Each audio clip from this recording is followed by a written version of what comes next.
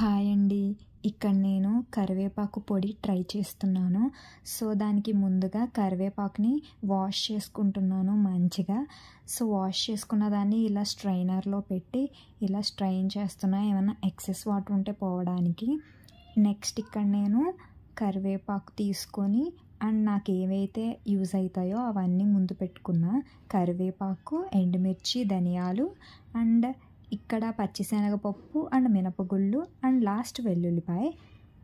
So, ఇక్కడ ఇలా తీసుకున్న ఐటమ్స్ని పక్కకు పెట్టుకొని ఒక ప్యాన్ తీసుకొని అందులో కరివేపాకు వేసి మంచిగా రోస్ట్ చేసుకుంటున్నాను.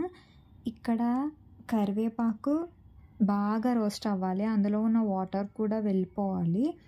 సో, ఇలా రోస్ట్ చేసుకున్న దాన్ని ఒక్కసారి మీరు హ్యాండ్తో చెక్ చేసుకోండి. అది మనం పట్టుకోగానే హ్యాండ్తో స్మాష్ అయిపోవాలి ఆ లీఫ్ అనేది. సో, ఇక్కడ నేను చూపిస్తున్నా చూడు, అలా అండి. సో, ఇక్కడ స్మాష్ అయిపోయిన తర్వాత అలానే నేను ఇక్కడ 2 ట్రిప్స్ కింద వేసుకున్నాను కరివేపాకు అనేది. సో, 2 ట్రిప్స్ వేసుకొని అలానే నేను హ్యాండ్తో చెక్ చేసుకుని దాన్ని పక్కకు పెట్టుకున్నా.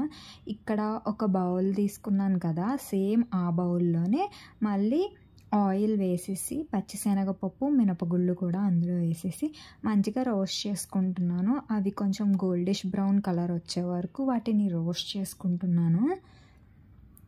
ఇక్కడ రోస్ట్ చేసుకొని ఇక్కడ ఇంగువ కూడా వేస్తారంట, నా దగ్గర లేదు, సో నేను వేయట్లేదు.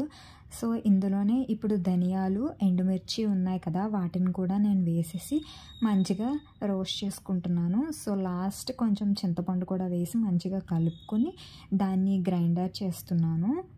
అలా గ్రైండ్ చేసిన దాన్ని చూడండి, అలా అయిన తర్వాత ఇక్కడ ఏదైతే నేను పక్కన రోస్ట్ చేసి పెట్టుకున్నానో దాన్ని కూడా అందులో వేస్తా. అంతే, కరివేపాకు పొడి అయిపోయింది. సో, టైట్ కంటైనర్లో స్టోర్ చేసుకున్నా.